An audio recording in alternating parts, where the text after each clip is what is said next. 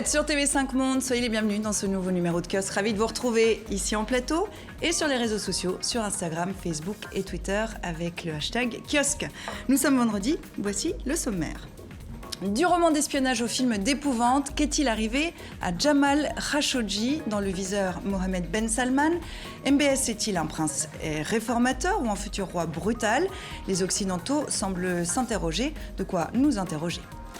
Tout ça pour ça, 2 semaines pour un mini-remaniement ministériel en France. Ni tournant, ni changement, le président entend maintenir le cap, mais affirme vouloir être plus à l'écoute. Mais à l'écoute de qui au juste?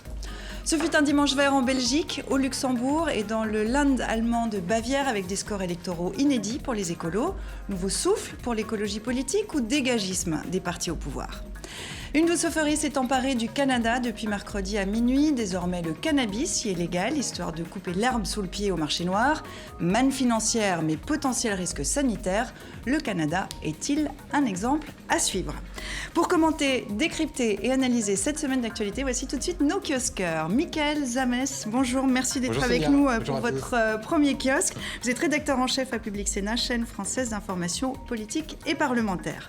Géraldine Mühlmann, merci à vous aussi, professeure de sciences politiques et de philosophie à l'université Paris 2, Panthéon-Assas, diplômée de l'école de journalisme de New York University. Je signale votre essai du journalisme en démocratie aux éditions Klingsik. Darius Rochevin, merci à vous aussi d'être avec nous. Vous êtes journaliste à la RTS, la télévision suisse. Vous êtes le présentateur du 19h30, le journal du soir repris dans le monde entier sur les antennes de TV5 Monde. Vous êtes également aux commandes d'une émission d'interview, pardonnez-moi, dans laquelle vous recevez une personnalité marquante de l'actualité. Et enfin, Pierre Marlet, merci à vous aussi d'être ici avec nous. Vous êtes journaliste au service international de la RTBF, la télévision belge. Vous êtes aussi le correspondant en France. Et puis nous retrouverons tout à l'heure Manon Globensky, journaliste à Radio-Canada depuis Montréal. Merci à vous 4 d'être déjà ici en plateau dès le début de l'émission pour nous livrer votre analyse de l'actualité. Et on commence donc par l'affaire Khashoggi, du nom de ce journaliste saoudien. L'indignation gonfle au fur et à mesure que sont révélés les détails sordides liés à sa disparition. Tous les regards se tournent vers Mohammed Ben Salman, 33 ans, fils du roi Salman et homme orchestre de la monarchie wahhabite. Que se cache-t-il derrière la vision 2030, le projet pharaonique du prince héritier d'Arabie Saoudite? L'image toilettée d'un pays symbolisé par Mohammed Ben Salman, l'apparence d'un homme aux gants de velours qui tient pourtant son pays d'une main de fer. Aucune voix indépendante, aucune opinion divergente ne sera autorisée, écrivait Jamal Khashoggi, le journaliste saoudien, le 21 mai dernier dans le Washington Post. L'éditorialiste critique du pouvoir saoudien n'a plus donné signe de vie depuis son entrée le 2 octobre au consulat d'Arabie Saoudite à Istanbul. Des responsables turcs ont affirmé qu'il y avait été assassiné, démembré par des agents saoudiens. Les États-Unis, traditionnels alliés de Riyad, s'indignent aussi, même si le président Trump exclut un gel des ventes d'armes américaines en guise de sanctions. L'Arabie Saoudite en achète pour 110 milliards de dollars.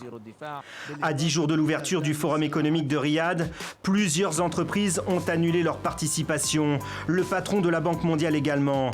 Pour les États partenaires de Riyad, tout cela reste compliqué. Indignation, oui. Mesures de rétorsion économique, nulles. Les chefs de la diplomatie occidentale soulignent la gravité de cette affaire. Pourquoi est-elle prise si au sérieux, Pierre ?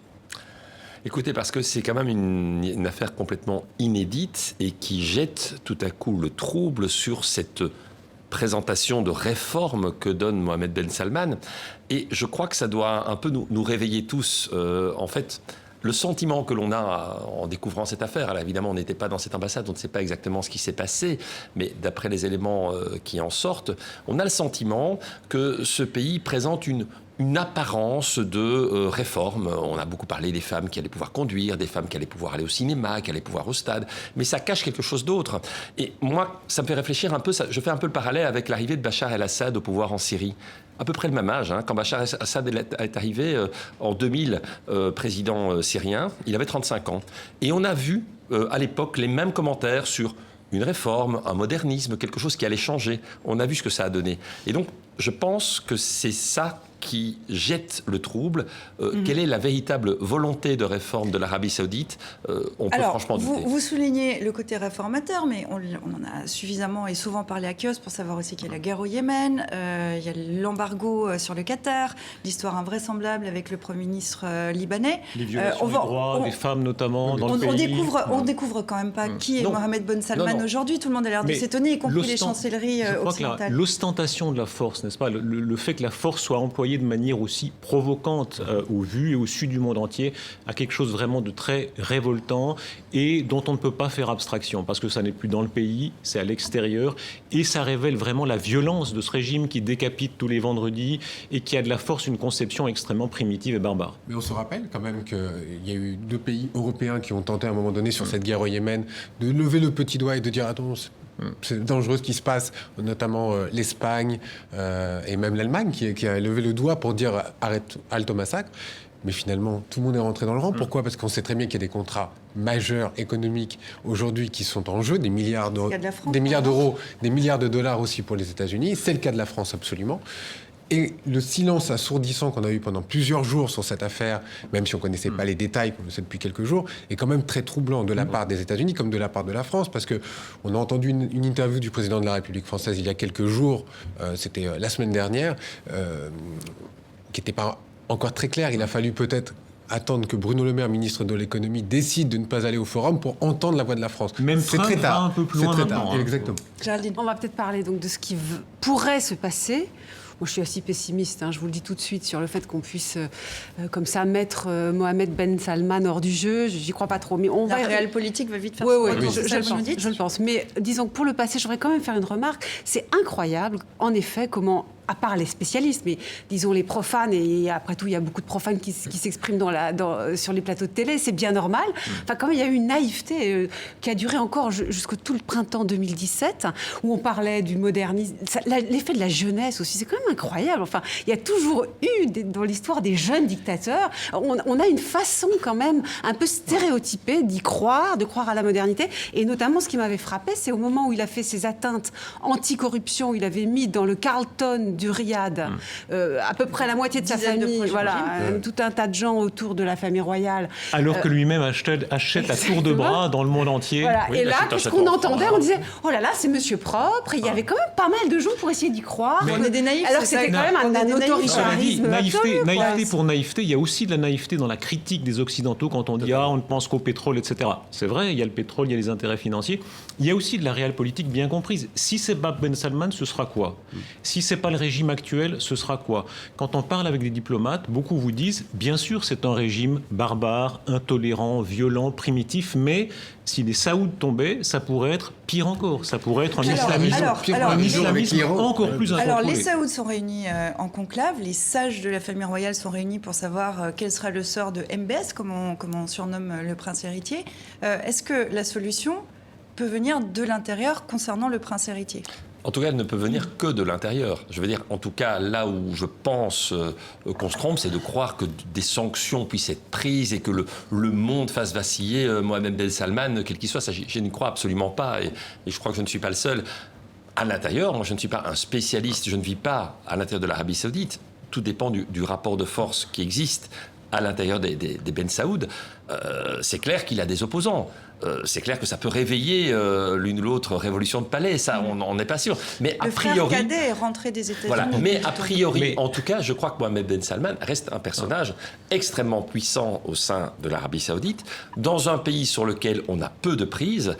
Et juste d'un mot, je pense que si on a une forme de naïveté, c'est parce qu'on a envie d'y croire aussi. On a envie de voir ce pays qui, un petit peu moins féodal, qui arrête de décapiter tous les vendredis et qui change. Donc c'est là qu'il y a une forme de naïveté. Et comme disait Géraldine, si ça n'est pas l'un, ça changera quoi, au fond ? Moi, je vais vous raconter une anecdote. Je vis à Genève, donc on voit beaucoup de princes saoudiens qui, soit en vacances, soit installés, sont là. Et le mépris de la personne humaine fait partie de leur vision du monde. Si vous n'êtes pas du clan, vous êtes très en dessous. C'est toujours intéressant de faire parler les employés des gens puissants. Les employés vous disent, ils ont un tel mépris de la personne humaine qu'on n'ose même pas dire tel employé a pris un jour de congé parce qu'il est un esclave. Alors on lui dit, il est allé faire une course. Et ça explique la mentalité de ces gens qui ont été défiés par un simple sujet qu'est Khashoggi et la rage qu'ils ont pu en concevoir. Je vais vous entendre là-dessus, Géraldine, justement sur ce fonctionnement qui se perpétue à un niveau politique, du coup. Bon, je pense qu'on n'a pas une visibilité très grande quand même sur l'Arabie Saoudite. Enfin, il y a quelques spécialistes, etc.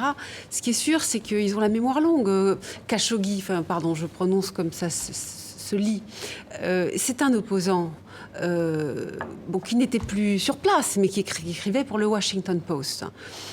On se dit tout de même, est-ce que vraiment ils sont en péril, cette monarchie, par le fait que s'écrivent des choses assez dures, pour le coup non naïves, d'un opposant politique, dans les pages d'un journal américain? Est-ce que vraiment c'est très grave qu'ils nous disent, attention, c'est pas le moderniste que vous croyez, parce qu'il a toujours dit, lui, c'est un apprenti dictateur, et vous verrez, ce sera peut-être même pire que les autres. Et on se dit, c'est quand même terrible, que des mois et des mois après, voire des années après l'exil de Khashoggi, il se retrouve comme ça, à l'occasion d'un mariage, si j'ai bien compris, parce que ce point n'est pas très clair pour moi. Pourquoi il était à Istanbul? Pour ses papiers, pour son mariage. Pour un mariage, a priori. Peut-être une épouse turque. Enfin, j'ai pas très bien compris non plus ce qu'il faisait à Istanbul, je dois vous dire. Mais en tout cas, on se dit, c'est fou quand même. On a vu ce commando débarquer. Là, c'est la seule chose dont on soit sûr. C'est les images d'un commando. Moi, ce qui nous débarque, intéresserait maintenant, c'est de savoir où est-ce qu'on va. C'est-à-dire que vont faire les pays comme les États-Unis, que va faire l'Europe. Encore une fois, on a parlé de silence, maintenant on commence à se réveiller. Moi, j'aimerais savoir ce que va faire un Donald Trump. C'est-à-dire qu'on a entendu, effectivement, Darius a raison, aller peut-être un peu plus loin que les Européens, mais jusqu'où? Moi, je vous donne, je ne suis pas du tout expert du Sud. Non, je m'intéresse à la politique au sens large, mais je ne suis pas spécialiste de la région. Mais mon intuition, comme ça, en travaillant un peu, c'est qu'il y a au moins 2 raisons pour lesquelles ça ne bougera pas. La première, elle est économique, et là, Donald Trump a quand même été assez clair quand il a dit, c'était même pas du cynisme, une espèce de simplisme. Une forme de franchise, voilà. Du pragmatisme américain. Avec tous les millions, peut-être même des billions, je crois que c'est des milliards. Il y a des images incroyables. Ils posent à côté de MBS en montrant tous les chèques qu'ils ont réussi à signer. Il y a une vraie question géopolitique aussi. Je ne peux pas me priver de cet argent. Et deuxième raison, c'est quand même la question géopolitique. Et pour le coup, la seule chose sur laquelle on pouvait jouer pour embêter l'Arabie Saoudite ces dernières années, c'était l'Iran. Parce que ça ne supportait pas. Et c'est vrai que lorsqu'il y avait des relations qui se réchauffaient avec l'Iran de la part des États-Unis et du reste du monde, c'était une marge de manœuvre finalement vis-à-vis de l'Arabie Saoudite. Trump a dit, il a fait péter l'accord de 2015 avec l'Iran, il a durci les rapports. Au fond, il a joué une carte tellement claire qu'il ne peut pas revenir en arrière. Or, c'est revenir en arrière qui aurait pu vraiment embêter les Saoudiens. D'une certaine façon, ils ont la paix, les Saoudiens. Qu'aujourd'hui, personne n'a d'intérêt à trop bouger les cartes dans cette région déjà très compliquée. C'est une histoire extraordinaire. Tout le monde essaye de tirer un peu son intérêt, y compris les Turcs. Le jeu qu'ils jouent avec ces fameux enregistrements, ils laissent fuiter, ils ne les publient pas encore. On sent qu'ils se disent qu'ils peuvent monnayer ça politiquement. Et chacun essaye de jouer son jeu. Le Qatar, l'Iran, etc. Et le rôle du président turc, Erdogan ? C'est celui-là, essayer de faire monter les enchères. Pour lui, c'est une histoire extraordinaire, parce qu'il se pose tout à coup en défenseur des droits, alors qu'il a évidemment un grand passif. Pierre. D'un mot, en fait, ce que je pense qui est en jeu ici, c'est de voir jusqu'où, effectivement, ira Donald Trump. À mon avis, c'est la pièce maîtresse. Parce que si on peut reprocher quelque chose à Donald Trump tout de même, c'est d'avoir mis toute sa diplomatie autour d'un seul allié, l'Arabie Saoudite. Enfin, avec Israël, bien sûr. Il n'a plus que 2 alliés dans la région.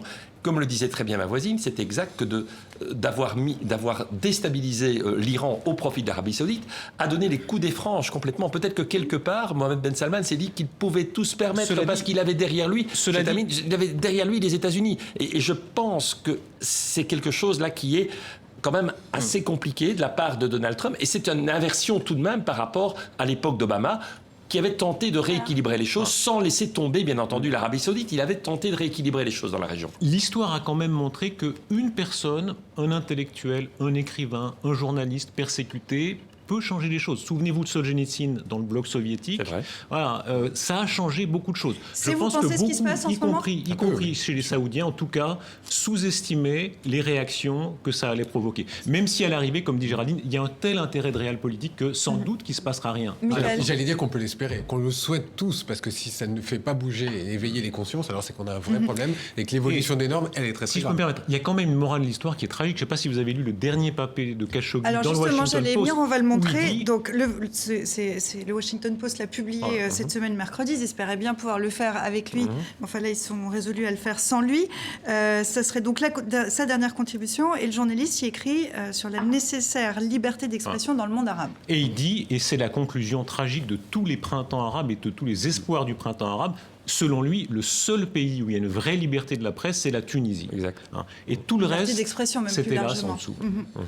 Et peut-être Pierre, pour conclure, c'est pour ça que cette volonté de réforme, cosmétique, qui avait été donnée par Mohamed Ben Salman autour du statut de la femme, bon, évidemment, si j'étais femme en Arabie Saoudite, je ne trouverais pas que c'est cosmétique, le fait de pouvoir conduire une voiture et tout ça, c'est pas banal, mais ça montre que rien ne change vraiment en termes de guerre de l'image. Là, il a vraiment perdu quelque chose, Mohamed Ben Salman. Je ne crois pas qu'il perdra beaucoup d'autres choses, mais ça, il l'a perdu. Et le premier indicateur, ça sera dès mardi avec son Davos du désert, cette grande conférence économique organisée par Riyad qui enregistre des annulations en cascade. On verra dès mardi combien il y en aura eu. Voilà pour cette affaire tout à fait troublante et macabre. On part maintenant, je vous le propose, en Macronie. Tout ça pour ça, c'était un peu la réaction générale au lendemain d'un remaniement du gouvernement qui a usé la chronique pendant 2 semaines. Mardi soir, le président Macron s'est adressé aux Français pour une explication de texte. Il n'y a aujourd'hui ni tournant, ni changement de cap ou de politique. Ce dont vous pouvez être sûr, au contraire, c'est qu'il y a une volonté d'action qui n'a rien perdu de son intensité et que cette volonté est aujourd'hui plus forte encore. Alors, une allocution de 12 minutes, enregistrée dans la précipitation, dans une ambiance crépusculaire, pas de prompteur, mais des feuilles raturées sous les yeux. Michael, qu'est-ce qui s'est passé sur la forme d'abord? C'est étonnant. On s'est tous interrogés sur la forme. Est-ce que c'était fait exprès, pas fait exprès? Est-ce qu'il y avait un coup de communication? Bon, je trouve j'ai pu rencontrer quelques ministres avec qui on a discuté, qui ont été tout aussi surpris que nous, on va quand même s'avouer les choses. Et après avoir été rechercher quelques informations, ils sont allés à la pêche aux infos. Et ce qu'il en ressort, c'est qu'il y a eu 3 tentatives. La première, fenêtre ouverte, avec une lumière magnifique, visiblement, mais c'était trop. Alors, on a fermé les fenêtres. Et là, visiblement, on a refait une deuxième prise parce qu'elle était trop longue. Et la troisième, ça y est, la nuit, elle commençait à tomber. Sauf que, patatras, voilà, personne est allé vérifier la qualité vidéo et la qualité de l'allocution du président de la République derrière. Alors, ça veut dire quoi? On nous a toujours présenté Emmanuel Macron comme le roi de la communication. Communicant, ça ne l'est plus? Ça l'est peut-être, mais ça l'est un petit peu moins. En tout cas, derrière les troupes. Parce que ça s'est raconté, je l'ai ça s'est raconté. Il ne voulait pas rajouter de lumière pour pas qu'on puisse lire. Non, visiblement, de ce qu'on nous a raconté, il y avait le coup des fiches, où si on mettait un peu trop de lumière, c'était voyant. Alors on ne voulait pas deviner ce qui était écrit. Sincèrement, j'allais dire que c'est un manque de chance. C'est un manque de chance pour lui, parce qu'il y a eu 3 tentatives. La dernière, c'était la moins bonne, et visiblement, c'est celle qui a été diffusée. Ça montre aussi quand même certainement un coup pas de panique, mais il y a quand même un léger affolement du côté de l'Élysée, parce que si on parle un petit peu du fond, on arrive avec un remaniement qui est dit technique. Il ne faut pas en faire plus que ça, on ne va pas en parler trop, etc. Il faut quand même 15 jours pour le faire. Peut-être qu'on y reviendra. C'est pas la question de fond. Cela dit, à part ça, la forme. Et je termine juste, Darius, et je termine simplement en disant, et on se retrouve le soir même avec une allocation du président de la République qui nous parle du remaniement et qui nous parle pendant quoi? Une petite minute. Et encore, des morts qu'il y a eu dans l'Aude, c'était peut-être sur cela qu'on l'attendait, le président de la République. Des inondations cette semaine en France, Darius. Sur la forme, sur le côté anecdotique, le côté un peu disrupt, presque de l'intervention, parfois même au sommet des grandes puissances, il y a un tout petit peu, entre guillemets, d'amateurisme. Moi, j'ai eu les 2 expériences avec François Hollande et avec Emmanuel Macron. Dans les 2 cas, on nous a dit « Ah, on n'a pas de maquilleuse. » Et c'est la maquilleuse de chez nous qui est au dernier moment. Enfin, c'est presque rassurant parce qu'on dit toujours les communicants, etc. Tout est organisé. Même au sommet des grandes puissances nucléaires, il y a parfois un petit peu de côté bon enfant. Ça, c'est le bon côté. On n'est pas dans les séries télé américaines. Mais cela dit, il y avait une forme de naturel. L'histoire des notes, par exemple, moi, je pense que ça peut créer un effet de sympathie, effectivement. C'est-à-dire, c'est pas un discours complètement... Il y a un petit peu de sans-filet. Bon, ça c'est sur la forme. Sur le fond, en gros, ce que dit la presse cette semaine, je résume, florilège, mais c'est un remaniement jugé poussif, sans éclat, un tournant en ligne droite, avec à l'arrivée une galerie d'échine souple et de second couteau.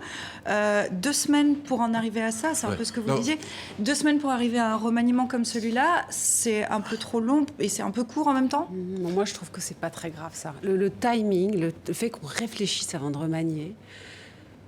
C'est pas le timing. Je trouve que ça s'explique. On peut prendre 10 minutes, ce qui veut dire... allez, 2 semaines, peut-être même 3. Enfin, quand même, c'est bien normal. C'est la politique, il y a des équilibres. Moi, c'est pas ça qui me choque. Ce qui m'ennuie, c'est qu'à l'issue d'une période de réflexion qui peut se justifier, Emmanuel Macron arrive devant les Français. Il a beaucoup de mots. C'est sa spécialité. ma seule boussole, c'est la confiance, etc. Je suis impatient comme vous, mais il y a le temps des institutions, enfin tout ça. Il n'y a pas d'annonce forte, car on peut maintenir le même cap. Je trouve même que ça se vend très bien politiquement, pour parler comme les communicants que je n'aime pas toujours, mais bon, qui disent quelque chose de vrai, là. Mais il faut tout de même que sur le fond, il y ait eu tout d'un coup quelque chose de mis en avant, une sorte de priorité au sein du même cap. Enfin, qu'on ne parle pas que des idées, quoi. Pas que Pierre, des on idées. vous a pas entendu encore. Mais c'est-à-dire qu'il faut juste prendre un tout petit peu de distance et se dire, mais qu'est-ce qui se passe exactement à l'Élysée depuis l'été ? En tant que Belge, presque par boutade, je dis que depuis que la France a gagné la Coupe du Monde, a battu la Belgique, plus rien ne va. Mais c'est assez extraordinaire. Vous avez encore la dent dure, hein, vous n'avez pas digéré. Vous avez raison. On reconnaît, on n'a pas Revenons à la digéré. politique, Mais laissons donc, le foot. Ceci, je ne fais pas de lien de cause à effet. Cela dit, c'est assez symbolique. Tout réussissait en termes de com. Écoutons les mêmes commentaires qu'on aurait eu sur ce plateau il y a quelques mois. On aurait commenté quelque chose de Emmanuel Macron, on aurait toujours mis en avant, on aurait peut-être critiqué le fond, on aurait dit, en tout cas, il sait y faire. Il y a une espèce de parole magique, il y a toujours quelque chose qui passe, il y a toujours la bonne idée. Mais alors, qu'est-ce qui s'est passé ? Et tout à coup, depuis l'affaire Benalla, on a... c'est complètement l'effet inverse. Alors, de deux choses l'une. Soit il y a vraiment quelque chose, il a perdu la main, il y a quelque chose qui s'est passé, ou bien c'est notre regard qui a changé et le commentaire négatif appelle le commentaire négatif. C'est pas tout à fait la même lecture. Moi, je vois au contraire une certaine logique macronienne, une espèce de ténacité, vraiment à tenir le cap, effectivement. La question, c'est est-ce qu'il a repris la main cette semaine ? Vous pensez que oui ? C'est-à-dire, au lieu de changer de cap, de faire un gouvernement avec des vedettes de la politique, par exemple, à l'ancienne, comme quand il y avait dans un gouvernement les sarkozystes et les chiraciens, les mitterrandistes et les rocardiens, il a un gouvernement entièrement à sa main. Il nomme un ministre de l'Intérieur qui est un macronien vraiment pur sucre. Et ça, c'est la logique profonde de la Macronie. C'est vraiment un autre régime. C'est encore plus vertical que ne l'était la Ve République. C'est vraiment entièrement centralisé, avec les bons et les mauvais côtés. Le mauvais côté, c'est qu'il n'a que des obligés.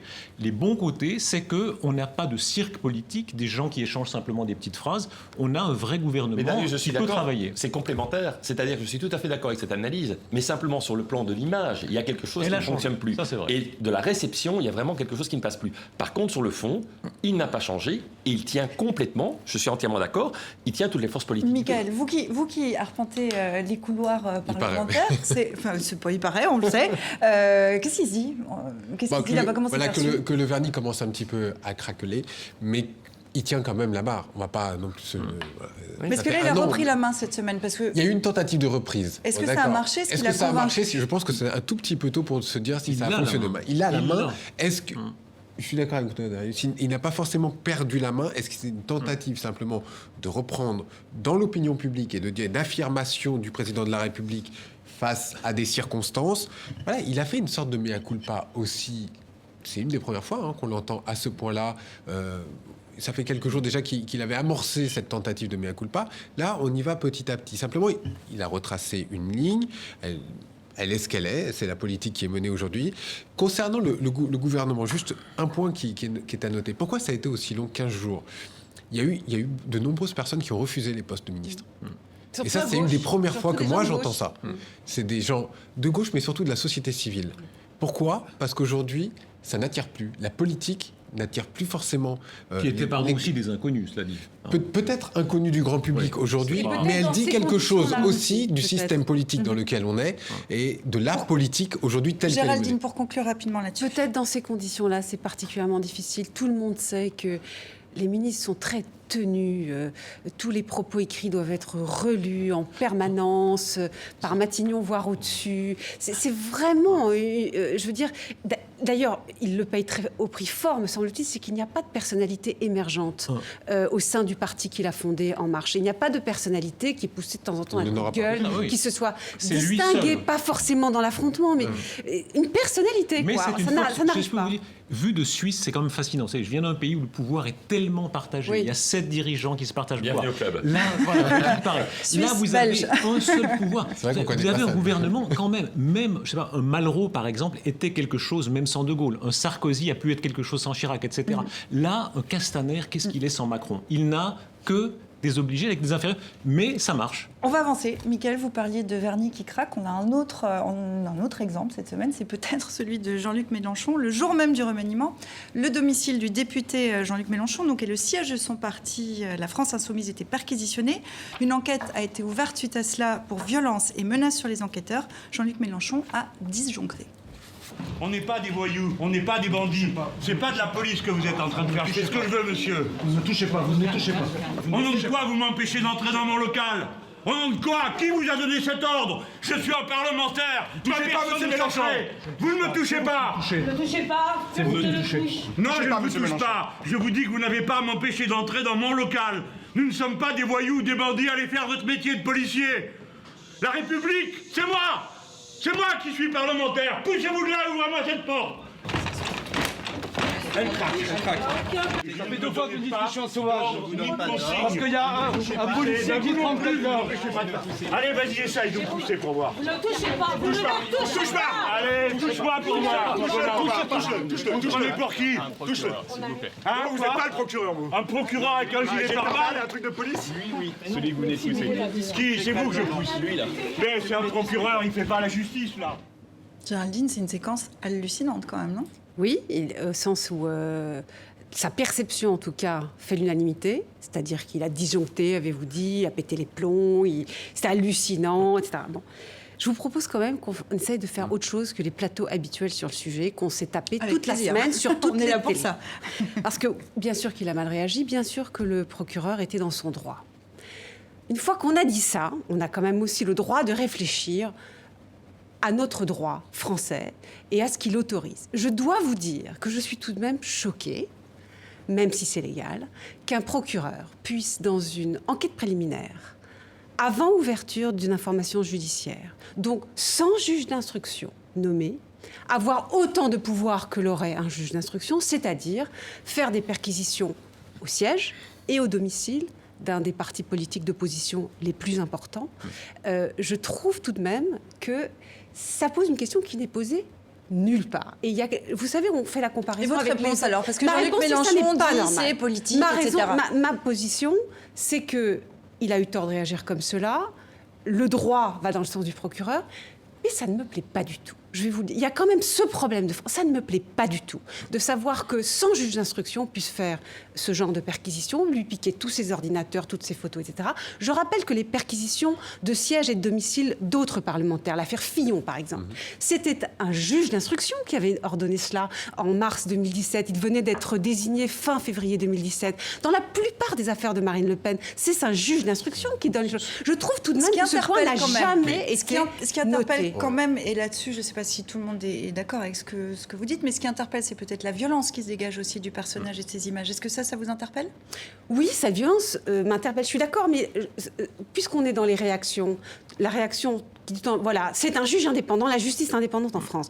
Vous en conviendrez tout de même, commencer par les pays que vous connaissez, qu'un procureur en France, le parquet, n'est pas aussi indépendant qu'un juge du siège, c'est-à-dire un juge d'instruction. C'est un vrai point quand même. C'est une violence talentueuse, les deux à la fois, n'est-ce pas? Elle est choquante et elle est talentueuse. C'est un très grand tribun. Et il en joue, n'est-ce pas, l'appel au peuple, comme un tribun de la plèbe romaine, moi je suis intouchable, etc. Il attaque les juges, il attaque les journalistes. Je ne sais pas si vous avez constaté, dans la même séquence, quand il s'en prend une journaliste en se moquant de son accent. Voilà, toutes les puissances d'établissement appellent direct au peuple.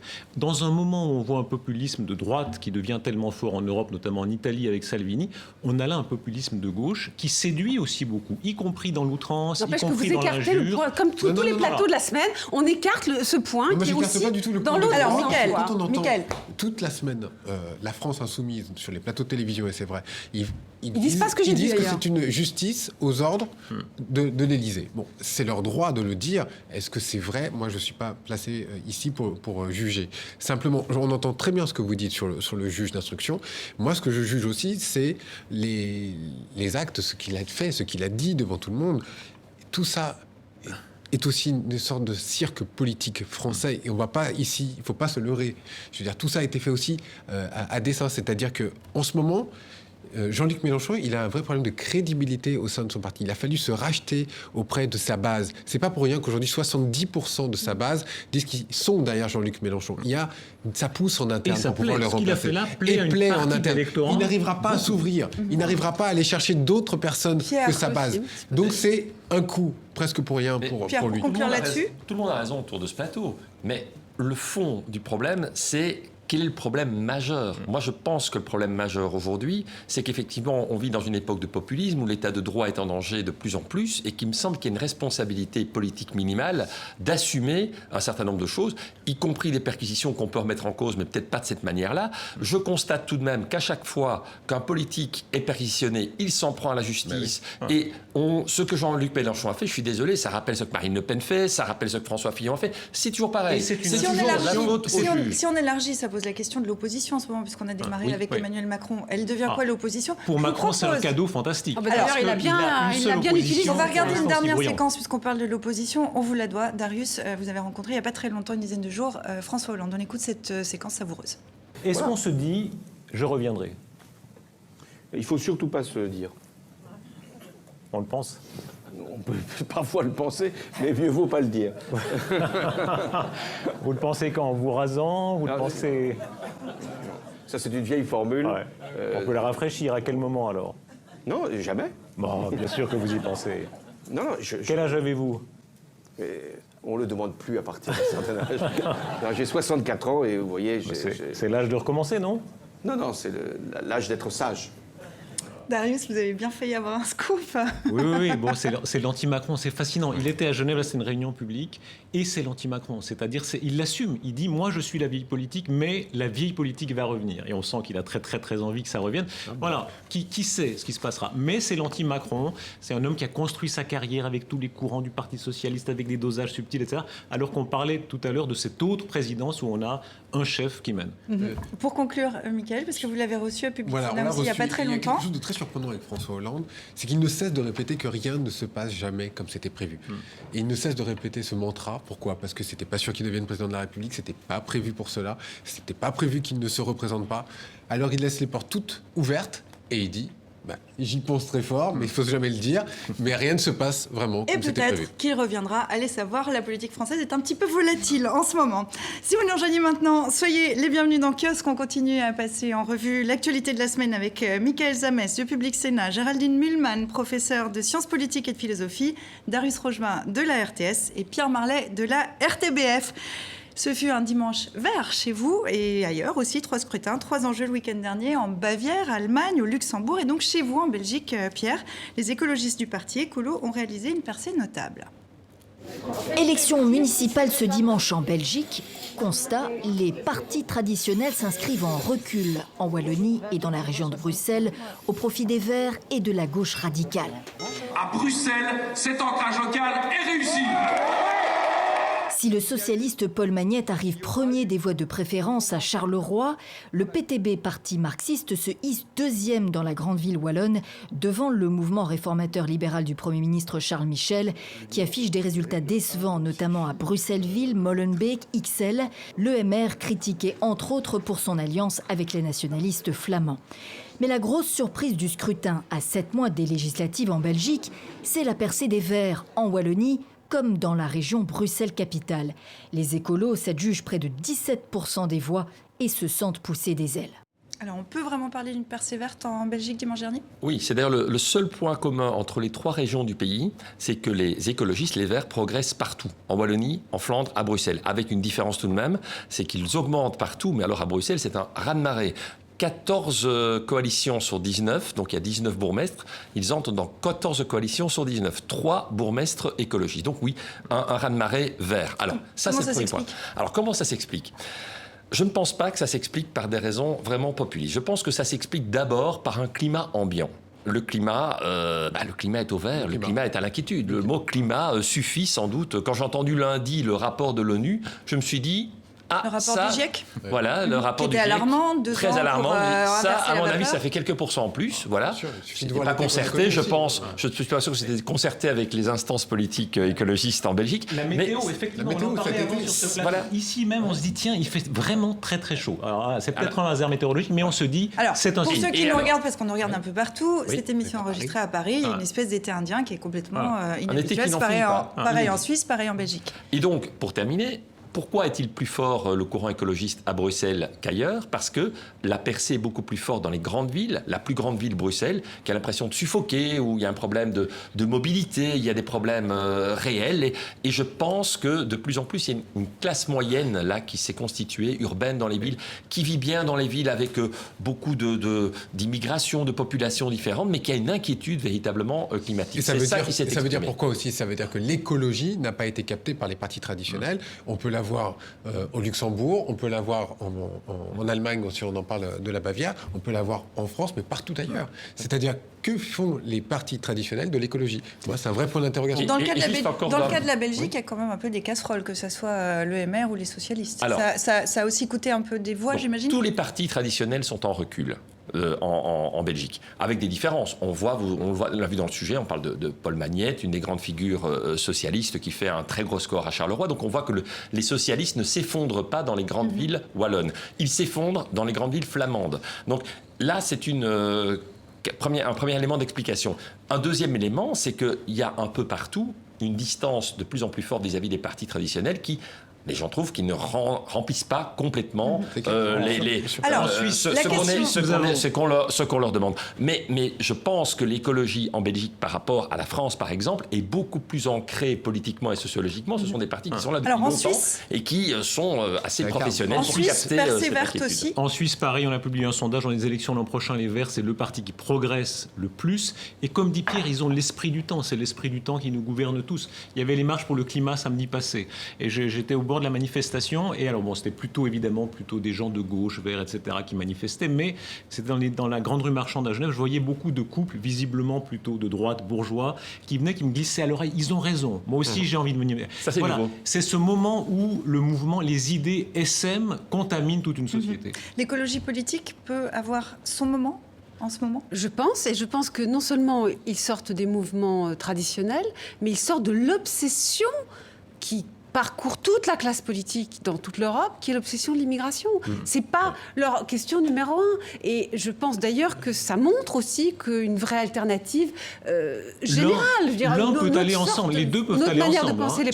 Sur la décroissance, vous savez que beaucoup sont à la fois verts et anti-immigration. Mais je ne pense pas que quand même que les écolos européens, par exemple, se caractérisent comme une partie de Die Linke en Allemagne, par cette tentation quand même d'avoir un discours comme Sarah Wagenknecht qui essaye de créer un parti plus prudent sur les questions d'immigration. Moi, je crois que l'alternative aux partis traditionnels ainsi qu'à l'extrême droite, qui en fait chaque fois rempile quand tout le monde se met à parler d'immigration, on le sait très bien, ça aide beaucoup l'extrême droite. En vérité, il y a là une alternative, on pense autrement les problèmes et la politique. Et ce qui va être très intéressant, c'est que souvent les élections européennes favorisent les partis écologistes.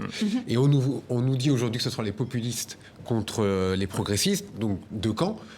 Et c'est là où certainement il peut y avoir donc la troisième voie. Et ça sera intéressant et très intéressant de suivre l'évolution de tous ces partis écologistes lors de ces élections européennes. Ce qui s'est passé en Bavière. On attendait l'extrême droite et ça a été aussi les Verts. Et je pense sincèrement qu'ils peuvent avoir une voie presque royale pour eux, pour ces élections européennes. Avec une différence des écologistes par rapport à d'autres mouvements d'extrême gauche ou autres, c'est qu'il n'y a pas de remise en cause de l'Union européenne, justement. Ce sont plutôt des partis en faveur de la construction européenne qui évidemment sont contre une Europe libérale, bien entendu, mais qui restent pro-européens.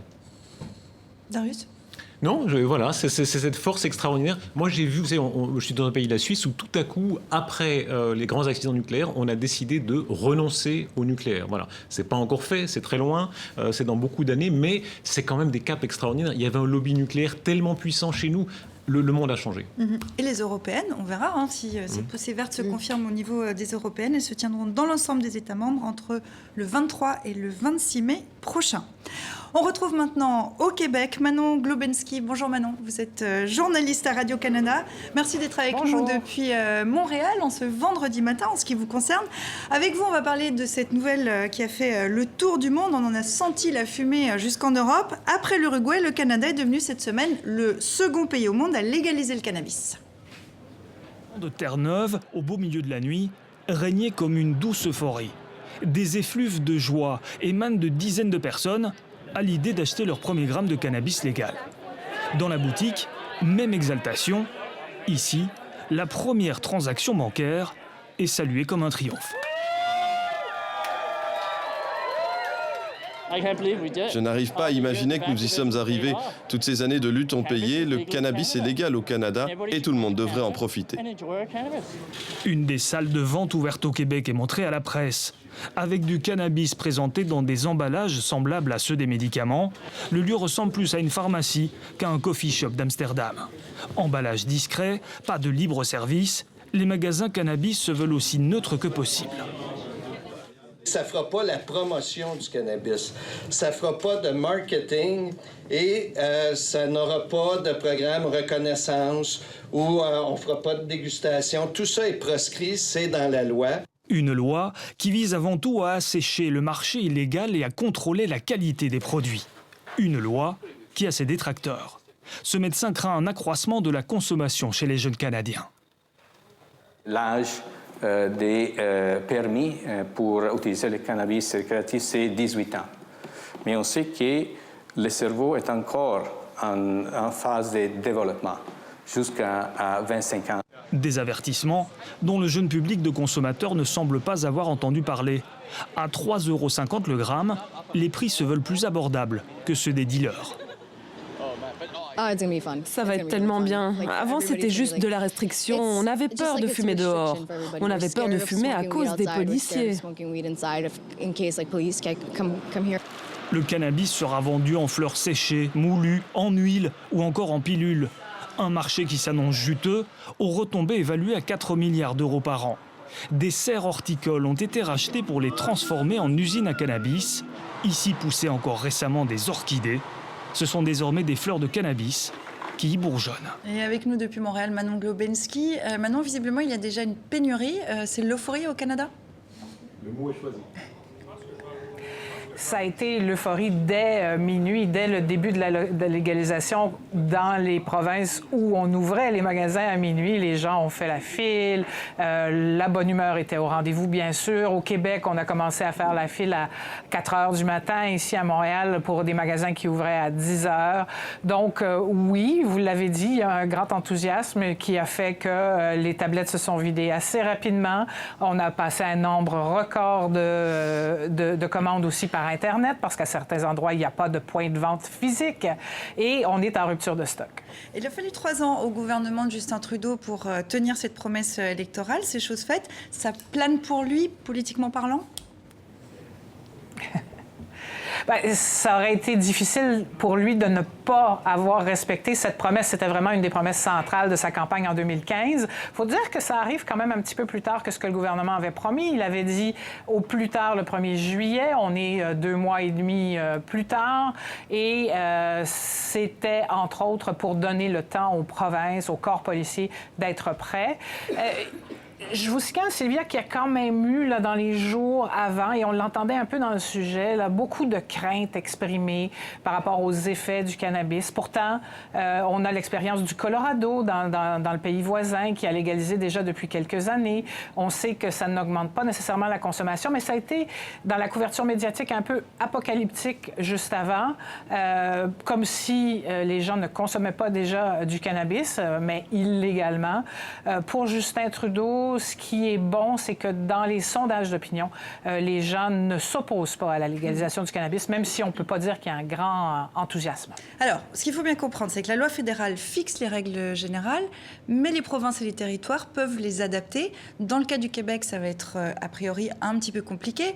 On voit déjà que le nouveau gouvernement Legault veut serrer la vis par rapport au niveau fédéral, mais qu'en même temps, la ville de Montréal va considérer le cannabis comme du tabac. Ça va être apocalyptique, cette mise en œuvre. C'est un peu un casse-tête. C'est un casse-tête pour l'âge légal de consommer, puisqu'au Québec et en Alberta, c'est 18 ans. Dans tout le reste du pays, c'est 19 ans. Vous l'avez dit, François Legault songe à serrer la vis et à faire augmenter l'âge légal de consommer à 21 ans au Québec, ce qui serait vraiment en décalage par rapport à tout le reste du pays. Ensuite, où est-ce qu'on peut acheter le cannabis? Je vous le disais, dans certains endroits, il n'y a pas de magasin physique, comme en Ontario, la plus grande province, où il n'y aura des magasins physiques qu'à partir du printemps prochain, et ce sera le secteur privé qui le fera. Au Québec, c'est le secteur public, c'est le gouvernement qui vend. Donc, il y a un ensemble de dispositions. Où est-ce qu'on peut fumer? Vous le disiez, à certains endroits comme à Montréal, on va appliquer pour l'instant les règlements sur le tabac. Donc, on ne peut pas fumer à l'intérieur, on ne peut pas fumer sur les terrasses, on doit s'éloigner des portes des restaurants et des bars. Est-ce qu'on peut, si on est locataire de son appartement, est-ce que les propriétaires ont le droit d'interdire de consommer du cannabis chez soi? Sur les lieux de travail, est-ce qu'on peut consommer du cannabis avant de venir travailler? Ce sont toutes des questions qui sont encore à régler. Et puis, bien sûr... Le principal objet de cette légalisation, c'est de réduire l'importance du crime organisé dans la vente de la marijuana. Est-ce que ce sera le cas? Au Québec, on espère diminuer l'importance du marché illégal de 30 %. Manon, puisque vous êtes avec nous et qu'on parle du Canada, une rapide question sur le nouveau gouvernement Legault qui est tombé hier. Nouvelle ministre de la francophonie, vous savez qu'ici ça nous intéresse à TV5 Monde. Un mot sur elle, sur Nadine Giraud. Nadine Giraud, donc nouvelle venue en politique, consultante, entrepreneur avant. François Legault est allé au sommet de la francophonie comme premier déplacement par le hasard du calendrier, là, juste après son élection, mais je ne pense pas qu'il envoie des signes que les organisations multilatérales auront nécessairement une grande importance. C'est plutôt un homme qui voit la politique internationale du point de vue transactionnel. En tout cas, c'est ce qu'on a senti dans la nomination de Mme Giraud, qui va surtout se concentrer sur le développement économique à l'international. Merci Manon, on vous laisse filer. Merci d'avoir été avec nous. Bon week-end et à très très vite. On revient évidemment à l'objet principal de ce thème, c'est le cannabis. Est-ce que le Canada banalise la fumette ? Qu'est-ce que vous en pensez, vous, de cette décision ? Il y a des sentiments ambigus. Moi, j'ai senti ça dans ma rédaction. Alors, on trouve Justin Trudeau jeune et sympa, et tout le monde a plutôt envie d'être libéral, etc. Et en même temps, c'est ce qu'on disait en séance. Et hors séance, pères de famille, mères de famille viennent vous dire « Ah, c'est quand même plus compliqué, c'est pas sûr, etc. » Et quand on voit la carte du monde, je crois qu'il y a l'Uruguay qui est dans ce cas-là. C'est très peu de pays. Donc, ça montre bien que les opinions sont encore très hésitantes. C'est plus qu'hésitant, parce que moi, j'entends les questions à l'instant du collègue de Radio-Canada. Moi, j'entendais... Il y a une question. Est-ce qu'on a le droit de fumer avant d'aller au travail ? Mais c'est des questions qui peuvent paraître un peu étranges, non, pour, j'imagine, les parents, etc. Moi, je suis assez circonspect quand même. Géraldine ? Je crois que ce n'est pas banalisé, c'est mettre la question du cannabis au même niveau, par exemple, que la question de l'alcool. Parce que vous ne diriez pas que l'alcool est banalisé, qu'on se pose des questions, est-ce qu'il faut picoler avant d'aller bosser ? Enfin, vous voyez bien qu'il y a le même genre de problème, en fait. Mais dans l'alcool ou la cigarette, on va dans l'autre sens en ce moment. On est plutôt en train de restreindre. Oui, mais ce que je pense, c'est qu'il n'est pas du tout écrit qu'en légalisant le cannabis, on en fasse quelque chose de banal et d'uniquement sympathique.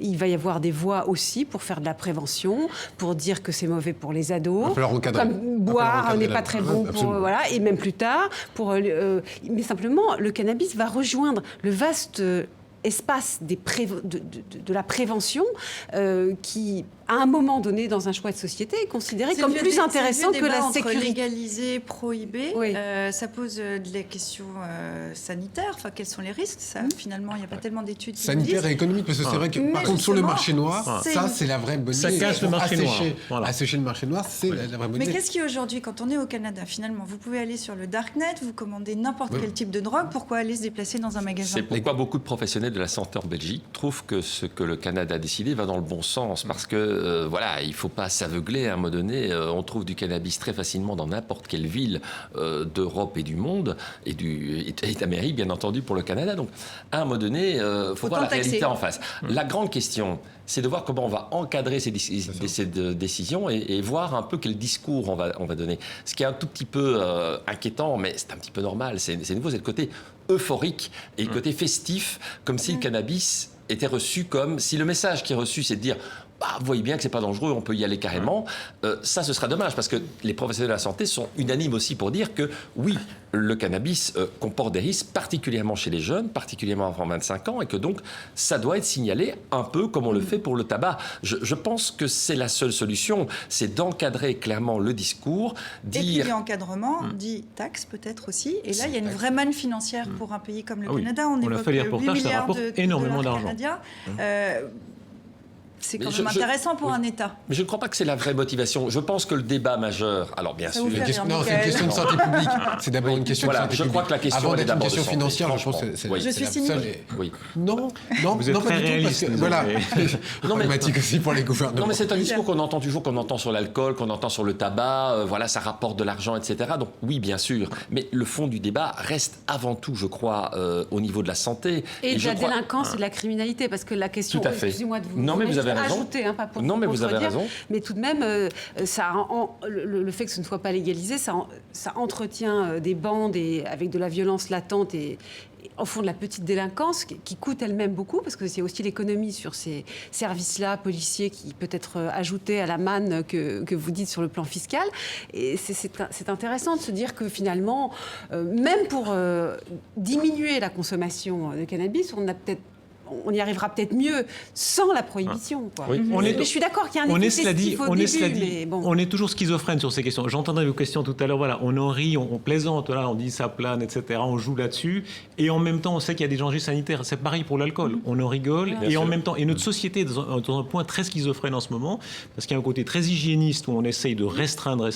Et par ailleurs, on dit voilà, on va décontracter. Alors, la légalisation du cannabis, ça pourrait avoir un effet sur l'opinion publique. Si on s'intéresse à l'Uruguay, qui est donc le premier pays à l'avoir légalisé. En 2013, au moment de l'entrée en vigueur de la loi, 64% des Uruguayens étaient contre. Ils sont aujourd'hui pour à 61%. Justin Trudeau est persuadé qu'après le Canada, d'autres grands pays vont suivre. En Suisse, il y a eu un vote. 63%, bon, ça remonte, je crois que c'était 2008, si ma mémoire est bonne, mais enfin, 63% étaient contre la dépénalisation. L'opinion, quand même, est assez lente à convaincre. Rapidement, là-dessus, d'autres grands pays qui pourraient suivre, vous pensez que oui, Michael ? Moi, je pense que oui, parce qu'ils vont suivre l'exemple canadien. Si ça fonctionne, évidemment, tout le monde va suivre. Si ça ne fonctionne pas, évidemment, sens inverse.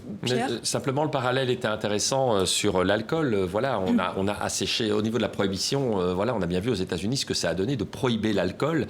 Il y avait énormément de gangs qui ont vécu durant toutes les années 20 là-dessus. Donc, je pense qu'il y a un parallèle qui peut être dressé, mais évidemment, il ne faut pas dire que le cannabis est un produit banal. Je reviens là-dessus, c'est capital. Géraldine, oui, je suis d'autres grands pays pour conclure. Dit, mais par contre, je ne suis pas du tout certaine qu'en France, par exemple, ça se fasse tout seul en ce sens. Je crois d'abord qu'il y a aussi un lobby de l'alcool qui n'a pas tellement envie d'avoir... C'est une concurrence de produits un petit peu stupéfiants. Allez, on va dire ça comme ça, un petit peu beaucoup, même quand on en abuse. Mais je pense que ça complique la donne.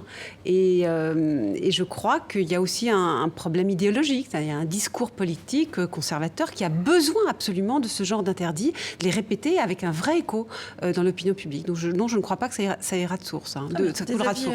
Des avis divergents, c'est toujours bien. On continue, on termine en fait cette émission avec Dilem, comme toujours. On va voir ce que Dilem retient de l'actualité de la semaine. Vous allez voir qu'il a retenu quand même 2-3 petites choses, un peu comme nous. On en parlait tout à l'heure, l'affaire Khashoggi, c'est l'accident, un sabre qui tombe malencontreusement sur le journaliste saoudien et il est mort. Dilem, vous le voyez, dans l'ironie la plus totale. Cette affaire Khashoggi provoque des annulations en cascade avant le sommet économique saoudien et le prince héritier de se désoler devant une salle vide. Quand on parlait du Davos du désert, on ne pensait pas à ça.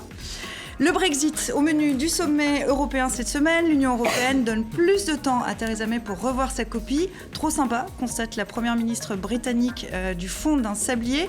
Pierre, le Brexit est encore loin d'être réglé. On le constate sommet après sommet. Oui, parce qu'il y a ce casse-tête notamment de l'Irlande. C'est assez extraordinaire toute cette affaire. C'est comme si l'Angleterre, quand elle a voté sur le Brexit, a pensé qu'elle était une île. C'est exact. L'Angleterre, la Grande-Bretagne est bien une île, mais la Royaume-Uni n'est pas une île. Il y a une frontière terrestre là-bas en Irlande et une frontière particulièrement compliquée parce qu'il y a le poids de l'histoire et on voit bien qu'avec cette frontière nord-irlandaise, c'est loin d'être réglé. Boris Méjénic n'est pas d'accord ? Je peux vous dire qu'en Suisse, on suit ça de très près. Vous savez que l'opinion suisse est majoritairement contre une adhésion à l'Union européenne. Et on sent très bien ça en Suisse. Il y a ceux qui parient sur une Grande-Bretagne qui y perdra, mais aussi chez nous, ceux qui parient sur une Grande-Bretagne qui y gagnerait hors de l'Europe. On continue avec Dilemme. On est dans l'entre-deux tours de la présidentielle. Les Brésiliens s'apprêtent à élire un président raciste, misogyne et homophobe. Oui, mais j'aime le foot, déclare Jair Bolsonaro.